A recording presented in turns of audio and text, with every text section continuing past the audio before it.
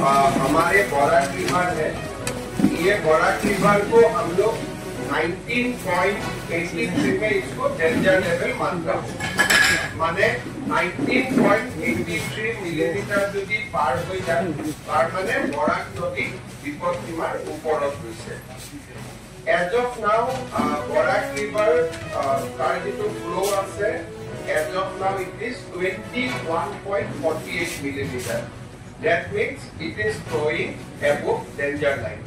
আৰু এজন লোকৰ এতিয়ালৈকে মৃত্যু হৈছে, 90টা ৰিলিফ কেম্প হৈছে, 19,249 কেম্পত ইনমেটস আছে, টোটাল ৰিলিফ সেন্টাৰ 24 নাম্বাৰস আৰু কিছুমান মানুহ ঘৰত আছে, আমি তেওঁলোকক ডিস্ট্ৰিবিউশন সেন্টাৰ হিচাপে ধৰিছো।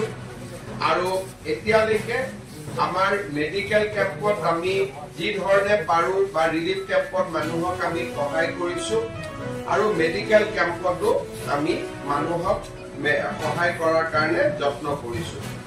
কাছাৰ জিলাত এতিয়ালৈকে কোনো মথাউৰি ভঙা নাই, কিন্তু 15টা মথাউৰি আমি চকু ৰাখিছো, তাতে অকনমান মথাউৰিখিনি দুৰ্বল হৈ আছে।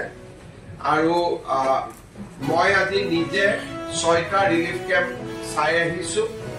আমি যিমান পাৰো মানুহক সহায় কৰিম। আমাৰ কেম্পত ৰিলিফ কেম্পত মই সবকে সুধিছো, সকলোৱে ৰিলিফ ভালকৈ পাই আছে। বৰাক নদী যদি ওপৰত বৈ থাকে, আমি বেটুকান্দি বা আন জায়গাত সুইচ গেট খুলিব নোৱাৰো। গতিকে মই ডিসি কৈছো যে ম্যাক্সিমাম পাম্প লগাব লাগে, যাতে পানীটো আমি পাম্প আউট কৰিব পাৰো। প্ৰায় 5 জায়গাত পাম্প, 10 জায়গাত 10 pumps is working as of now, but যদি দৰকাৰ হয় will increase the pumps আৰু আমি যিমান পাৰো ৰাইজক সহায় কৰাৰ কাৰণে চেষ্টা কৰিম।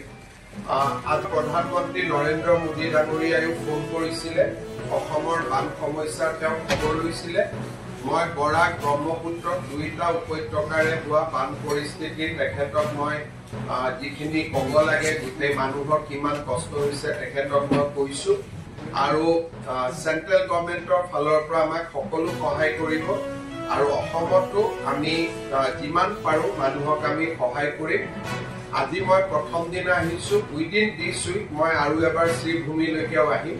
Next 3 to 4 days I come back again, যাতে মই শ্ৰীভূমি জিলাটো যাব পাৰো। আৰু বৰাকৰ মানুহৰ লগত আমি আছো। In the time of this difficulty will stand by the people of Barak valley, আৰু আমি যিমান পাৰো will extend all possible helps. আপোনালোকৰ